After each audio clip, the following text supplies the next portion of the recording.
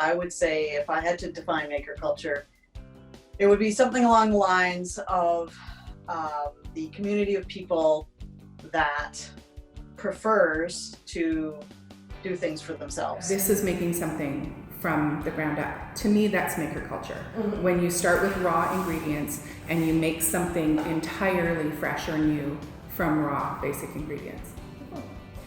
Hi MakerLab people, it's Brianna here, MakerLab coordinator at Two Rivers Gallery, which is located on the traditional unceded territory of the Lheidli-T'enneh, also known as Prince George. I want to welcome you to a new series on meeting makers and creators within Prince George and beyond, called MakerLab Online, Maker Musings. Over the course of the last few weeks, I've had the pleasure to chat with many different makers and creators in subjects that range from building a solar vehicle, to pottery, to foraging for herbs and botanicals. So this video will be the first in our series, and we want to introduce you to what maker culture is. I was honored to have a visit with fellow Maker Educator Noelle Pepin on her experience with maker culture and why incorporating traditional knowledge is so important. Before we get started, I wanted to talk a bit about what maker culture is. So, maker culture is an intersection of DIY culture and hacker culture, often having components of technology and engineering. It emphasizes active learning in an intergenerational and communal environment. It's often informal and peer-led, and is through community interaction and knowledge sharing where maker culture thrives, resulting in creative solutions to problems. It actually began back in the early 2000s with the term being coined by Dale Doherty, who launched Make magazine in 2005 and eventually held the first Maker Fair in 2006. Additionally, many maker educators are also highly involved in STEAM, science, technology, engineering, arts, and math education, which takes on a collaborative, horizontal learning approach. It utilizes all different fields to problem solve a solution to a project. As both Noelle and I mentioned in this video, it is the process that matters, not the end product. Tools used in maker culture can range from clay to knitting to 3D printing to mechanical engineering. Really, it's all about using all of these different types of tools in order to help sustain and promote your project. So my experience has been that everyone has their own definition of what maker culture is and how they fit into it, which will be expressed throughout this video by some of the additives from other makers that I've talked to. So I really hope you enjoy today's discussion. Now today I am joined by the lovely and talented and a friend of mine as well, Noelle Pepin, who works with the School District 57 here in Prince George on creating traditional knowledge within maker spaces. Hi Brianna, I'm here from my house on the unceded ancestral lands of the Lheidli-T'enneh. I grew up here, but I also have connection to my home, which is in the Nass Valley, the Nisga'a Nation. My wilt or house is Stiawak, and my Nisga'a name is Wik Silwalantsgungibu, which means always learning wolf. And I'm here to share with you what I know, but as I tell, I'm always learning, so learning new things is where I go. So, because you're always learning as you go through whatever you're doing, right? So it's that concept of learning by doing. And I think that fits into learning maker culture and also Indigenous pedagogy, is that you're learning things by doing or by designing or taking part in, right? You're a participant in the learning. There's many parts of how I got into maker culture or maker spaces. I guess it all started like just being passionate about learning about my culture, and so I was able to learn cedar weaving, and I've gifted my hat away now. I found the right person for it, so I don't have it to show you today, but through the process of learning and weaving that hat, I was able to connect with like that ancestral teaching, and I found out about my great-grandmother also being a cedar weaver, and so connecting to that matrilineal link of Nisga'a culture and also the teachings of story as we were weaving together, I found really powerful. So connecting with those elders and knowledge holders is definitely a huge part of maker culture, because they hold the knowledge, and they're there to share it in the right way, and they know the permissions, and they know they're guiding you, they're your teachers, right? So that was my introduction to Maker. I think maker culture is really focused on creativity.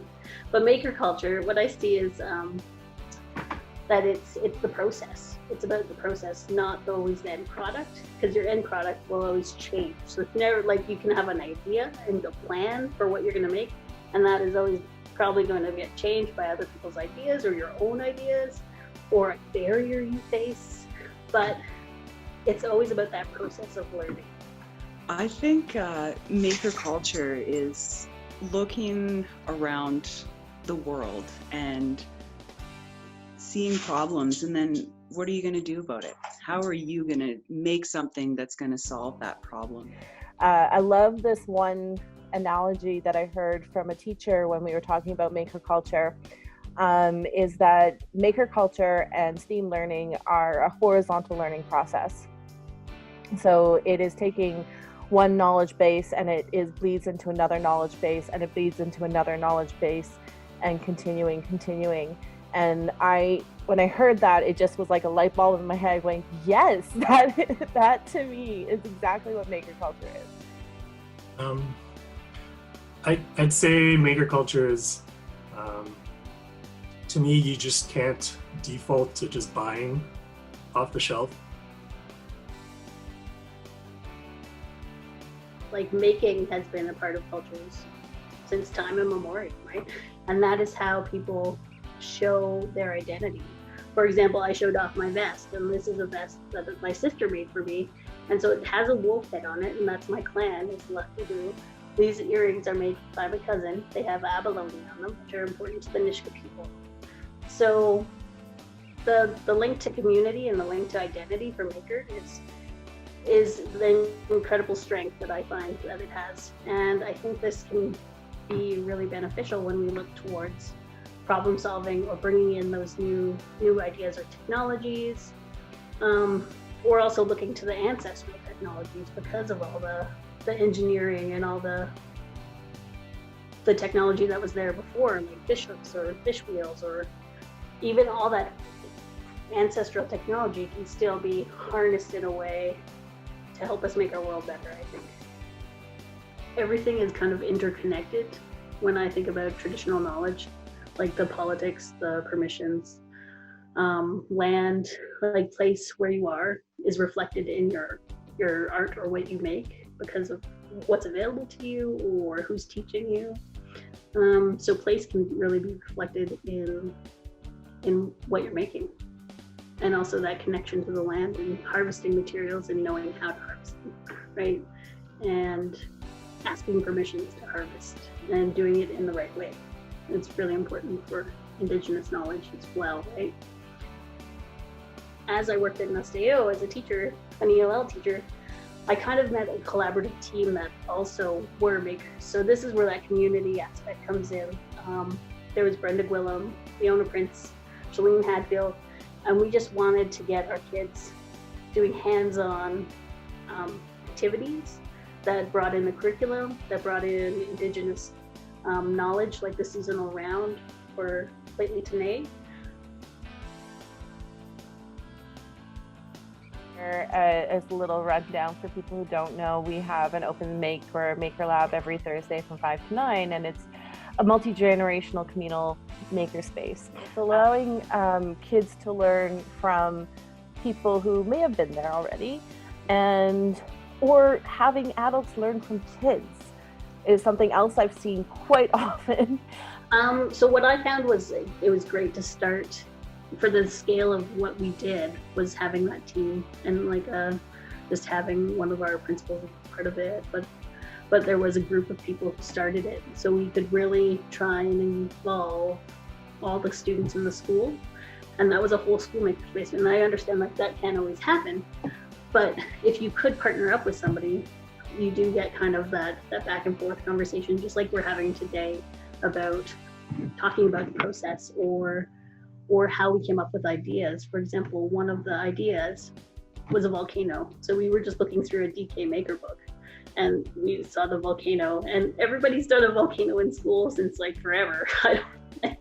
But we were like, okay, how can we make this different? Because we didn't want to give them the specific instructions. We wanted them to think about what was going to make this volcano, but we also wanted to tie it into culture. And so my friend Brenda is from the Tahltan Nation, which is north of the Nisga'a Nation.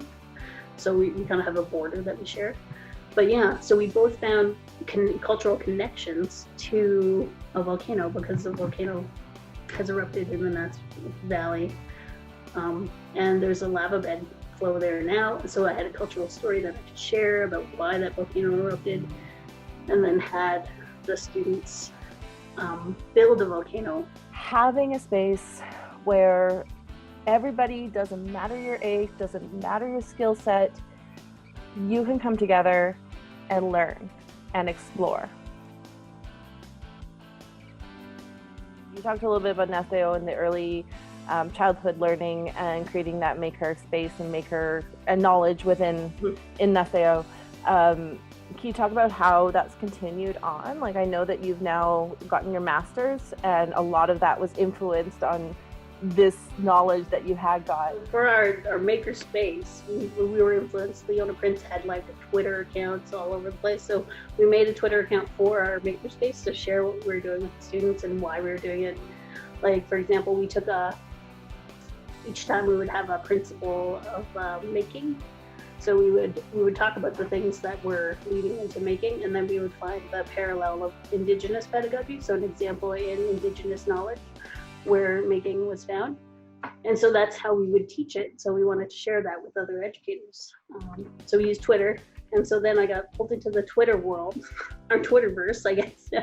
And I was also learning how to loom bead for my friend Rhonda Paroy.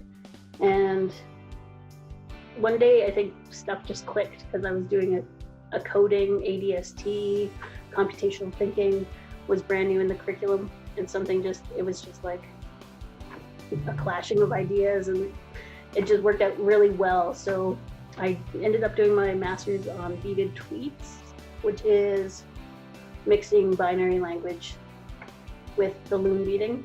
And through that project, I discovered a process that my cousin had also gone through when she was beading.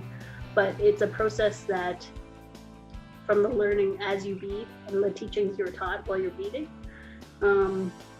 you can also apply it to how you could infuse Indigenous knowledge in the classroom. So I kind of use that as a model for approaching making. And well, it can be approaching making, and it can be approaching teaching. So I kind of see that design thinking is the same, almost like making, teaching, designing units. So you have one right here. It's pink and green, and if you look at it, you can it doesn't look like much, but there is a pattern, and it does have a message, and it says Tuyuk Sikneen, Shauna Davis, Hatsagun, which is my cousin's tag, I guess, her handle. But it says thank you, Shauna Davis, because she was the one who shared with me her beading, like her teaching. She was reflecting on her beading as well, and so it just made so much sense to me in this other context as well. Message, whatever you want, so you can share with people what you wanted to say.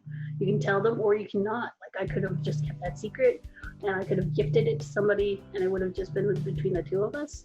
I know that's really powerful for some students. No, I absolutely love this, that the thought processes behind what you created there. And I know that you've taught it here at Two Rivers Gallery, at like 2 kids and 2 adults. And I know that the response that I got from a lot of people afterwards was so positive.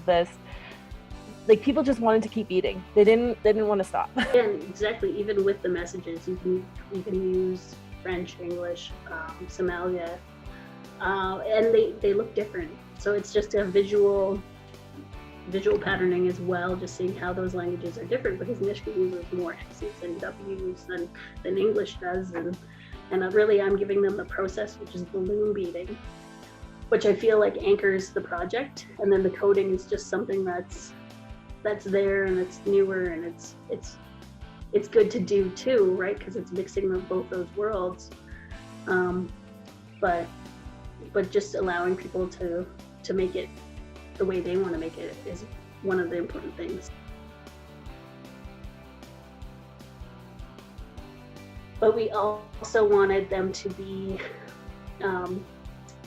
practicing those like social skills in an authentic manner, because as you share that space, you also have to communicate how you're going to share the space and what you kind of need, and just encouraging that thinking process. Like, it's not about the end product, and unpacking it and just talking about how you get there is one of the more important things. So just tell us what you need and how you're going to get there, and we'll guide you along the way.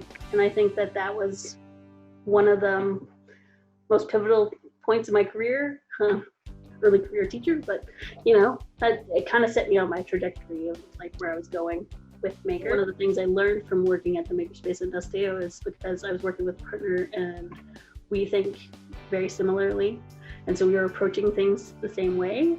But then when we met students, and we would see that they would thrive in some parts of Maker, but not in others, and so that sometimes their process was the opposite of our own process, and we just had to realize that their strength wasn't in the imagining what on earth they could make, but once they saw what was available to them in the makerspace, like the rooms, like the hands-on tangible stuff, they were able to just start creating. Like, they didn't have that plan, and they planned along the way, which was one of those good learning opportunities for myself. There's no right or wrong way. There are many ways and many solutions to the same outcome. And it is about finding those solutions for yourself and problem solving through them. Exactly, and I think they just like sometimes need practice to work with other people too, right? So just having that space where you can come into it, you kind of have an idea of how is this supposed to work? We're not focused on the outcome here, but so that, so you feel like it's a safer place to explore, right? Technology, yes, is a part of it. Not denying that, because we use things like laser cutters and engravers and 3D printers and other like fun machines like lathes and drill presses. Exactly, but it's still accessible. It's an accessible process, because when we first started, ours was just like pieces of paper and like old paper towel tubes and stuff like that. Like, whatever we could find, we were doing it. And it allows for the student-centered learning, so the students can draw on like either background knowledge or what they want to do and pursue. And I think that's one of the strengths there, is that it's really a process. Like, I know in our curriculum it's like a course, and that's just giving it value, but it could be in every course. You could have it in English, math, science, arts. I see it as a great way for us to, particularly in an art gallery, to kind of show the process of what the kids are seeing. So a kid will come in or even an adult will come in and see an art piece or see a sculpture and see it in a visual context, but then to actually have a space where they can come in and relate to it in a tactile experience is also great, so it's a way for having that connection between the visual and the tactile.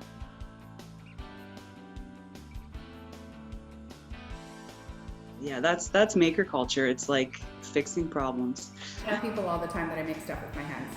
I usually say a different 4-letter word for stuff, but this is, family friendly. Two Rivers Gallery MakerLab is always open to collaboration, so if anybody is like interested or just want to chat about what makerspaces are or ask us about maker culture, then definitely send me an email or give me a call.